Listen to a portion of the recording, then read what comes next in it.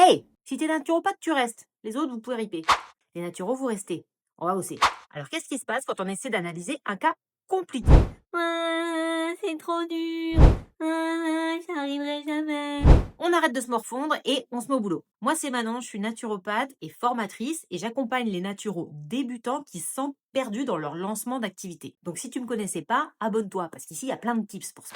C'est quoi un cas compliqué? Ça va être une personne qui va être multipathologie avec des traitements médicaux et toutes les sphères qui vont être perturbées.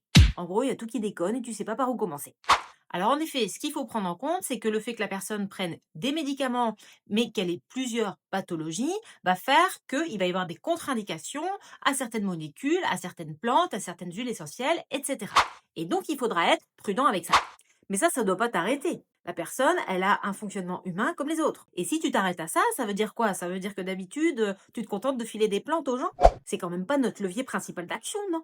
Donc comment on s'y prend? Eh ben, tu fais comme pour les cas simples. Tu repars de l'objectif de ton consultant, tu repères les systèmes d'organes qui sont perturbés. Ah, mais tout est perturbé. Bon, ok, alors tu repères les sphères qui sont le plus perturbées et qui impactent le plus les autres, et c'est sur ça que tu vas bosser en travaillant sur l'hygiène de vie. Les plantes, c'est pas notre levier principal d'action. Et au-delà de ça, il y a tout un tas de choses que la personne peut mettre en place dans son hygiène de vie quotidienne et qui vont être hyper simples à mettre en route, même si elle a plein de pathologies. Et les résultats seront sans doute d'autant plus visibles. Donc ne te décompose pas si tu as une personne qui a un cas un peu compliqué. Tu as simplement à appliquer ta méthode habituelle. Et si t'as pas de méthode, moi j'en ai sur ce compte des méthodes. Donc viens, je te propose de me dire en commentaire ce qui te fait le plus flipper dans les cas compliqués.